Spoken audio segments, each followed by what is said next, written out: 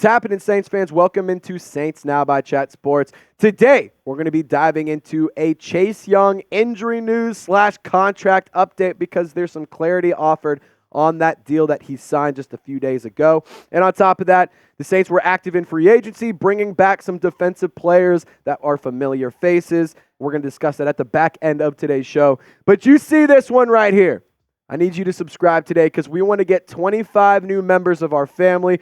We want to add 25 new homies to our squad. So if you haven't already and you are a diehard New Orleans Saints fan, hit that big red sub button. It's 100% free, and you'll be locked in for Saints content every single day. Now, Adam Schefter took to Twitter /X this afternoon, whatever you want to call it, and he added some clarity on the or not on X. This was yesterday. This was an injury update. Excuse me. I had the wrong tweet in my mind. Adam Schefter, he tweeted out that Chase Young, who signed his 1-year, $13 million deal with Saints, is undergoing a neck procedure that is expected to sideline him into training camp per sources. The expectation is that he will return in time for the season. Teams were aware of this neck issue, and the Saints were comfortable moving ahead with it.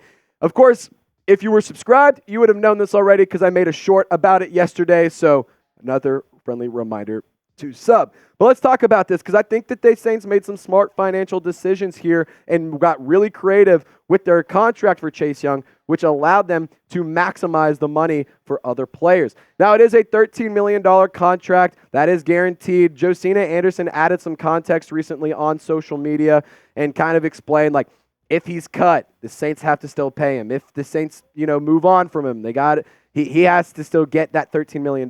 But realistically, it's not that much because the Saints have injury protections in Chase Young's contract, which is beneficial for both Young to get back on the field and start playing so he can earn some money. And on top of that, it's good for the Saints because if he can't play, then you're saving some money there. And he did suffer a neck injury during the preseason opener last year with the Washington Commanders, and he did play in 16 games in 2023. The only game he missed was that Week 1 game for the Commanders, and he played the rest of the season. But Johnathan Jones, this added all the context you need to understand about this. Here's how this contract actually shakes out. It's a 1-year, $13 million deal, which includes $7.99 million in per-game roster bonuses per source. So that's about $8 million if he plays all the games. And the base salary is $2.7 million. The workout bonus, $450,000. The signing bonus, $1.86 million. And the pregame roster, $7.98 million for the sake of the argument. But let's explain this like I'm 5 years old. Like, I'm not good with this kind of stuff. I'm going to be honest. It's really hard for me to understand and comprehend the number stuff. I'm not good at math. I went to the University of Arkansas. Just math is not my thing. But basically, this is a $5 million deal with $8 million in incentives available for Chase Young if he can play a lot of the games. It was not initially reported accurately, which is really disappointing because everyone was like, it's a $13 million deal guaranteed. It's 13 guaranteed. That's what he's making. Shout out to Josina Anderson, though, because she did say it is a 1-year deal up to $13 million, and that is where that verbiage can be so useful. Now, Albert Breer today, this is what I was trying to talk about earlier. Albert Breer, he added some context on the injury front and all that, as well as some contract details we'll talk here in a second. But there is some background on Saints defensive end Chase Young's deal. The scans on his neck made it tough to find a suitor. No one would clear him on his physical. The condition was initially found after he had a stinger last year versus the Browns in the preseason. He'll have neck surgery tomorrow on Thursday, March 21st. So if you feel better about Young money and Chase Young, I need you to type me in the comment section. If you feel better about that contract, knowing it's not fully $13 million guaranteed. Really, it's $5 million with the chance to get up to $13 million. Like, if you feel better about that, just give me a simple me in the comment section. Let's keep this train rolling because the games that Chase Young missed, I think that it's important to discuss this. In his rookie year, he missed 1 game with a groin injury. In 2021, he missed 8 with a torn ACL. He returned in Week 16 of 2022. He missed 14 games that year, but at the end of the season, he did make his return and put up some limited, underwhelming, but production nonetheless. And in 2023, he missed one game with a neck stinger. Like we mentioned earlier, it was the only game he missed. It was the week 1 matchup, and he played the rest of the season for both San Francisco and Washington. Now, I understand that Chase Young has missed a lot of time, but I will say it speaks to his toughness that he can play through this neck injury. He played an entire season, and it wasn't, he played and, the playoffs came around and it was done. No, he played into the last game of the year. He played in the Super Bowl. Like, this guy had a neck injury and decided to still go and play for the entire season.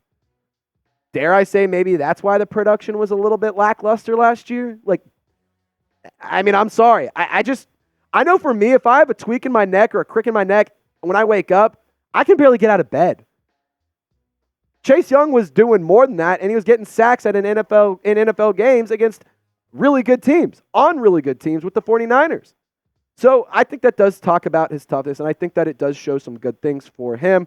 I think that the Saints made a good move in bringing Chase Young in, and on top of that, the contract is actually pretty dang creative, and I really like how they worked it. Now, here's Albert Breer adding a little bit more context. The idea in doing the 1-year deal with the Saints, with $5 million guaranteed and $8 million in per game roster bonuses, was to allow for Chase Young to get locked in with the team, go through the 3 to 5 month rehab from surgery, and have a chance to make the money on the back end. And also worth noting, this is why it was kind of tough for teams, or not tough, but this is why teams strayed away from trading for Chase Young at the deadline last year.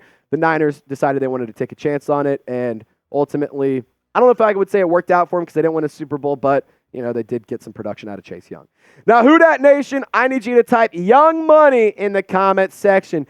Young Moolah, baby! I know that was cringy seeing a husky white kid do that, but I'm excited about this move, and I'm excited about Chase Young, and I like this nickname for him. Shout out to the Saints Now viewers who helped me come up with this. Young Money. I think it's a good nickname for Chase Young in New Orleans, but show him some love in the comment section. Now, to round things out, we're going to talk about the free agency moves that the Saints made. They re-signed Ugo Amadi to a 1-year contract. He's a veteran defensive back who can play safety, he can play cornerback, he can play in the slot, and he's really effective on special teams. And I think that this is a really, really good move from New Orleans. Alontae Taylor wasn't great in the slot. Just gonna be transparent with you. And I'm going to get into my full thoughts here in a second, and I'm going to tell you a little bit more roster news. But before we do, got to give a shout out to today's sponsor. It's Fanatics. If you want to get this sick hat and t-shirt combo, go to chatsports.com/Saints combo. That information is in the comment section and description of this video. I really like this combination because here's the thing. My girlfriend, she is not a big black hat guy, like gal. I said guy. She's not a big black hat gal. She loves colored hats. She likes, green. She likes gold. She likes blue. She likes red. But she loves gold t-shirts.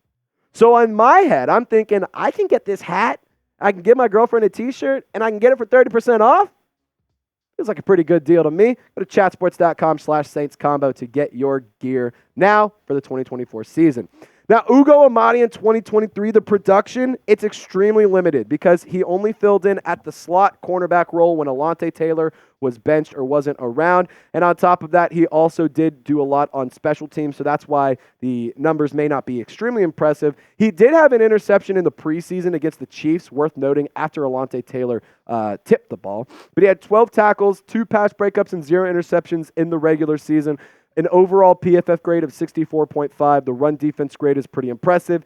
The coverage grade, I wish it was a little bit higher, but I will say I think this is a good move and adds a little bit of depth and flexibility with Alontae Taylor, allowing him to stick to the outside because I think that's where he is best. And another one. The Saints are bringing in Johnathan Abram. They're bringing him back. They re-signed him. And I think that this was an excellent move for New Orleans as well. He finished the season playing extremely good football. In week 17 and 18, he had a plethora of tackles. He also had a forced fumble and an interception. And when you look at the full stat breakdown this year, 26 tackles, 1 tackle for loss. He had 1 pass breakup, 1 interception. But I also want to I want to make something clear here. It's not like Johnathan Abram was your bona fide starting safety. You forget, you had Marcus May on the roster. You had Jordan Howden on the roster. So he's kind of filling in with those guys.